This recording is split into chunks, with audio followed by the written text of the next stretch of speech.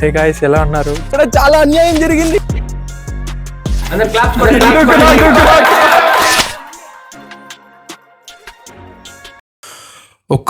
ఒక రోడ్ నుంచి ఇలా డౌన్ అయ్యాను, మొత్తం లేక్ వ్యూ వచ్చింది. నాకైతే స్టన్నింగ్ అనిపించింది. ఇంకా అదొక్కటి చాలా అనిపించింది ఆ రోజుకి.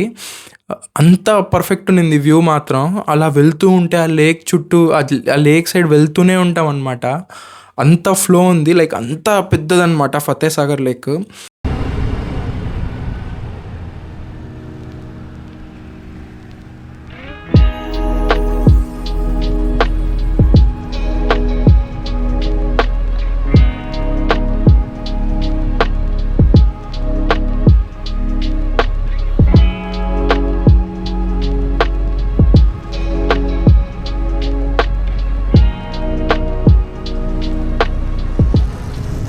సెకండ్ లార్జెస్ట్ లేక్ అనుకుంటాను ఉదయపూర్లో. ఫస్ట్ వచ్చి మనం నిన్న వెళ్ళాం కదా, అది. సెకండ్ వచ్చేసింది ఫతేహ్ సాగర్ లేక్. అంత పర్ఫెక్ట్ ఉన్నాయి, అంత పెద్ద పెద్ద లేక్స్ ఉన్నాయి. అండ్ ఇంకో ఇంట్రెస్టింగ్ ఫ్యాక్ట్ ఏంటంటే ఇవన్నీ man made lakes. So hey guys, చూస్తున్నారు కదా, ఇదే మన 6th ప్లేస్ అనమాట, ఫతేహ్ సాగర్ లేక్. ఇది మనం సజ్జన్గఢ్ వెళ్ళాం కదా, దాని దగ్గరలోనే ఉంటుంది. ఇటు సైడ్ బాగా వస్తుంది. మనం సజ్జన్గఢ్ వెళ్ళాం కదా, దాని దగ్గరలోనే వస్తుంది ఫతేహ్ సాగర్. మనం సజ్జన్ దగ్గర కానీ మాట్లాడుకున్నాం.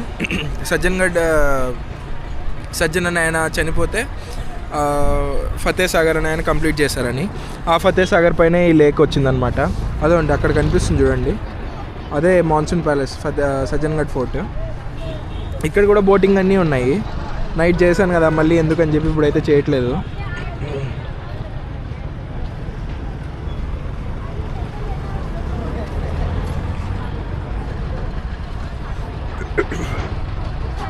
నేను వైజాగ్లో అయితే ఆర్కే బీచ్ అయితే వెళ్ళలేదన్నమాట, కానీ ఇక్కడ చూశాను అనమాట మినీ వర్షన్. అందులో ఇదే ఇంత బాగుంటే ఆర్కే బీచ్ ఇంకెంత బాగుంటుందో. వైజాగ్ అయితే ఖచ్చితంగా వెళ్ళాలి ఒకసారి, ఆర్కే బీచ్ ఒక్కదానికోసమైనా.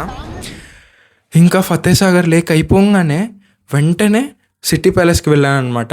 నాకు కరెక్ట్ టైం అనిపించింది అదే టైంకి సిటీ ప్యాలెస్కి వెళ్ళడము. సిటీ ప్యాలెస్ ఎంటర్ అవ్వగానే టికెట్ అయితే ఇది చాలా ఉంటుంది, 400 ఉంటుంది. ఎంటర్ అవ్వగానే పెద్ద పెద్ద డోర్స్ అనమాట, పెద్ద పెద్ద డోర్స్.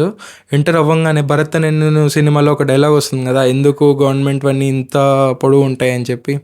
సో అలా అనిపించింది అనమాట నాకు ఎంటర్ అయ్యే టైంలో. ఇంకా ఎంటర్ అవ్వగానే కేనన్ ఉంది. మళ్ళీ ఆ ఎంట్రన్స్ నుంచి కూడా ఎంటర్ అవ్వగానే పెద్ద పెద్ద ఏనుగులు ఉన్నాయి.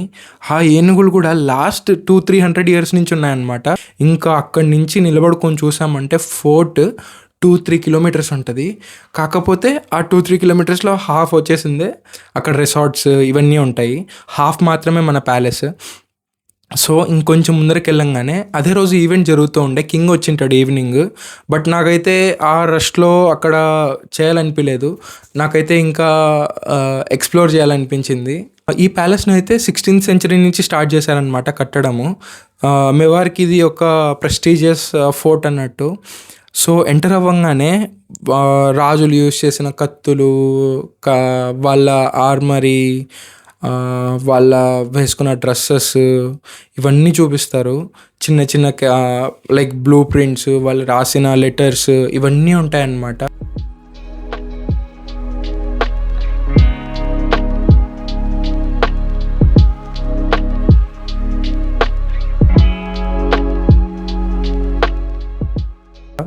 ఇంక ఇవన్నీ దాటుకొని వెళ్ళంగానే మహారాణా ప్రతాప్ గురించి ఉంటుంది.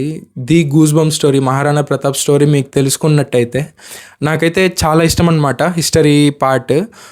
లైక్ అది ఎందుకో కనెక్ట్ అవుతుంది నాకు హిస్టరీ చాలా వరకు. అలా నాకు ఈ ప్యాలెసెస్, ఈ ఫోర్ట్స్ ఇవన్నీ చాలా ఇష్టం. జైపూర్ కూడా అందుకే నాకు చాలా నచ్చింది. లైక్ ఇప్పుడు ఉదయపూర్ కూడా అంతే, జైపూర్ ఎంతనో ఉదయపూర్ కూడా అంతనే. సో నేను ఆ సిటీ ప్యాలెస్ మొత్తం మనం ఆ కాలంలో ఉంటే ఎలా ఉండి ఉంటుంది, మన మన రోల్ ఎలా ఉండి ఉంటుంది, మనం ఫైట్లో ఉంటే ఎలా ఉండి ఉంటుంది, ఇలా అజ్యూమ్ చేసుకుంటూ ప్రతి పాత్రలో నన్ను నేను చూసుకుంటూ అలా వెళ్తూ ఉంటానన్నమాట. అప్పుడు మీకు ఆ ఫోర్ట్ చూడాలని, ఆ ఫోర్ట్ ఎంజాయ్ చేయాలని అనిపిస్తుంది. నాకైతే మెయిన్ అలానే అనిపిస్తుంది. నేనైతే అదే చేశాను అనమాట మొత్తం. ఇంకా మహారాణా ప్రతాప్ గారి గురించి చాలా ఉంటుంది అనమాట. ఒక సపరేట్ ఫ్లోరే ఉంటుంది ఆయన గురించి. ఆయన యూస్ చేసిన ఆ కత్తులు కానీ, ఆయన చెతక్ తెలుసా మీకు? చెతక్ అంటే ఆయన గుర్రం అనమాట. ఆయన గుర్రం చాలా పొడవు ఉంటుంది, చాలా పొడవు అండ్ చాలా లావు ఉంటుంది. ఆయన కూడా చాలా పొడవు అండ్ చాలా లావు ఉంటారనమాట. సో ఆ చెతక్కి ఏనుగుని కన్ఫ్యూజ్ చేయడానికి ఆ ఏనుగు తొండం పెడతాడనమాట చెతక్కి, ఆ గుర్రంకి. అదంతా కూడా చూపిస్తారు. అదంతా కూడా చాలా బాగుంటుంది.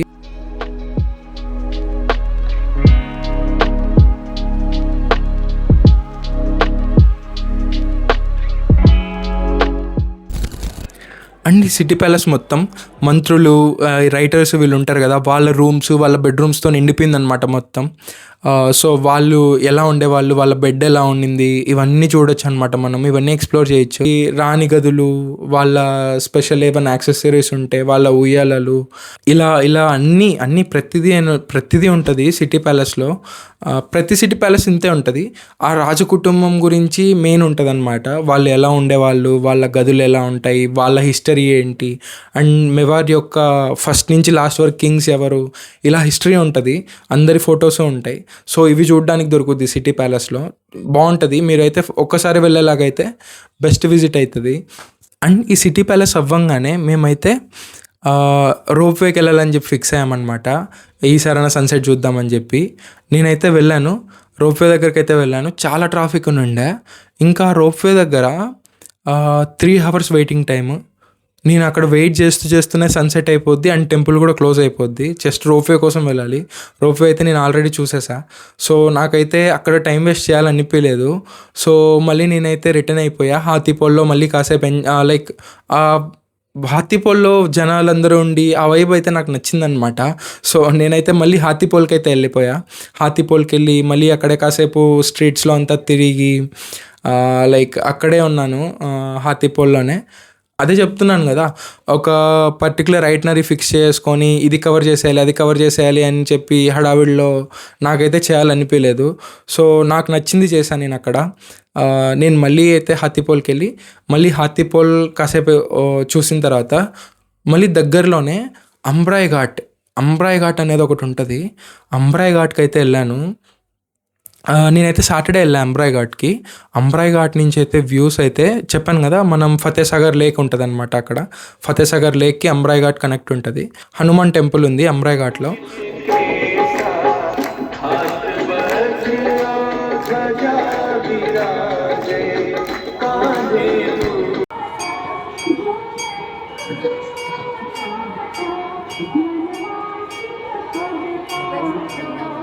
సో ఇవాళ అయితే ప్లాన్లో కరణీమాత రోప్వే ఇవన్నీ ఉంటాయి అనమాట. కానీ అక్కడ ట్రాఫిక్ అయితే సాటర్డే కదా, లైక్ అసలు అక్కడికి వెళ్ళడానికి కూడా కుదరలేదు, అంత కష్టం ఉండే. అయినా 1 hour ట్రాఫిక్లో వెళ్ళినామా, అప్పటికి సన్సెట్ అయిపోయింది. సో ఇంకా అక్కడికి వెళ్ళినా లైక్ ఏమి యూజ్ ఉండదు. అమ్మవారిని రేపైనా దర్శించుకోవచ్చు. సో సన్సెట్ అయిపోయినాక వెళ్ళినాం అనమాట. సో అందుకని చెప్పి మళ్ళీ రిటర్న్ అయిపోయాము. అదిగాక ఆ రోప్వేలో పైకి వెళ్ళడానికి అమ్మవారి దగ్గరికి 2 hours టైం పడుతుందంట. సో అందుకని చెప్పి ఇప్పుడు అంబ్రాయ్ ఘాట్కి వచ్చేసాను. అంబ్రాయ్ ఘాట్కి వచ్చి ఎంత మంచి పని చేశానంటే, like every Wednesday and Saturday హారతి ఇస్తారనమాట. ట్యూస్డే అండ్ సాటర్డే హారతి ఇస్తారు. హనుమాన్జీ టెంపుల్ ఉంది ఇక్కడ. అండ్ గంగా హారతి ఇస్తారు కదా హరిద్వార్లో, అలా ఇస్తారంట. ఇక్కడ సేమ్ అదే ప్రాసెస్ ఫాలో అవుతారంట. కాకపోతే ఇక్కడ లేక్కి ఇస్తారు. ఇంకా హనుమాన్ మందిర్లో హనుమాన్ చాలీసా ఇవంతా ఉన్నాయన్నమాట. అండ్ అంబ్రాయ్ ఘాట్ తర్వాత నేనైతే వెళ్ళి రెస్ట్ తీసేసుకున్నా. మార్నింగ్ అయితే సన్ రైజ్ కోసం నేనైతే బాహుబలి హిల్స్కి అయితే వెళ్ళాలనుకున్నా. మార్నింగ్ లేవగానే 4కి లేచా. రూమ్లో అయితే ఓకే, హాస్టల్లో కరెక్ట్గానే ఉండింది, చలి ఏం పెట్టలేదు. బయటికి వెళ్ళా 4:35 ఆ టైంకి. నా చేయిలైతే హ్యాండిల్ పట్టుకున్నాను కదా, ఫ్రీజ్ అయిపోయాయి అనమాట. నాకైతే రెవ్ ఇవ్వడానికి కూడా కుదరడం లేదు, ఫ్రీజ్ అయిపోతున్నాయి. నేనైతే ఏం ప్రిపేర్ అయ్యి వెళ్ళలేదు, నాకు ఇట్లా ఉంటుందని తెలియదు. సో నేనైతే అదే ఫ్లోలో వెళ్ళిపోయా. లైక్ నాకైతే చేలు గడ్డగట్టిపోయాయి. ప్రతి 5 మినిట్స్కి ఒకసారి చలి కాంచుకునేది ఉంటుంది కదా, చలిమంట, అలా ఆపి చలి కాంచుకొని మళ్ళీ వెళ్ళేవాళ్ళం అక్కడి నుంచి. అంత రోడ్ అంతా లైక్ స్టార్టింగ్ నా రూమ్ నుంచి బాహుబలి హిల్స్ వరకు 15 కిలోమీటర్స్ ఉంటుంది.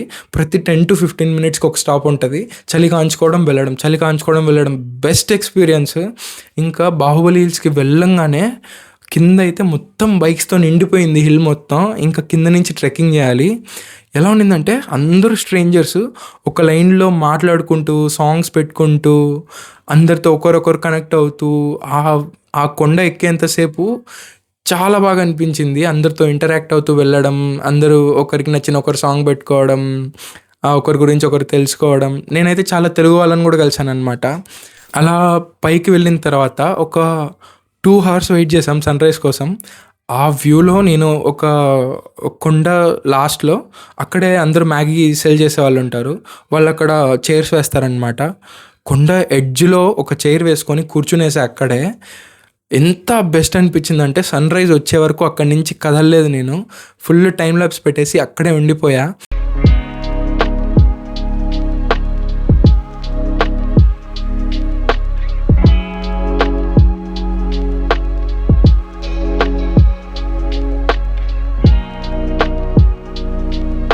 నాకైతే ఇవాళైతే రిటర్న్ అవ్వాల్సి ఉండే. సో మ్యాక్సిమం నేను అయితే పీస్ఫుల్గా చూసా ప్లేసెస్ అన్నీ చూసేసా అని చెప్పను, బట్ పీస్ఫుల్గా చూసాను నేనైతే ప్లేసెస్. చూసినంతసేపు ఒక ఫ్లోలో ఎంజాయ్ చేసుకుంటూ చూసాను అనమాట. అదే నాకు ది బెస్ట్ అనిపించింది. ఊరికే ఒక ఐటనరీ ప్రిపేర్ చేసుకొని ఇది చూసేయాలి అది చూసేయాలి అని చెప్పి మన టైంని మనమే రష్ చేసుకొని మనకు రెస్ట్ లేకుండా మీకు గుర్తుండదు. కొద్ది రోజులు పోయిన తర్వాత మీరు ఏం చూసారంటే కూడా మీరు చెప్పలేరు అనమాట. అలా ఉంటుంది. సో నేనైతే ఇదే సజెస్ట్ చేస్తా, పీస్ఫుల్గా వెళ్ళండి, టైం తీసుకోండి, స్లోగా కవర్ చేయండి. మీకు ఉన్నంత టైంలో ది బెస్ట్ ఏది పాసిబుల్ అది మాత్రమే చేయండి. ఊరికే హరిలో మీకు అన్నీ చూసేయాలని చెప్పి తొందర పెట్టుకొని ఇట్లా చేయకండి. సో ఇది నా ఉదయపూర్ ట్రిప్ అయితే one of my best trips ever. Hope మీ అందరికీ నచ్చిందని అనుకుంటున్నాను. See you in the next video. Until then, love you all. Bye bye.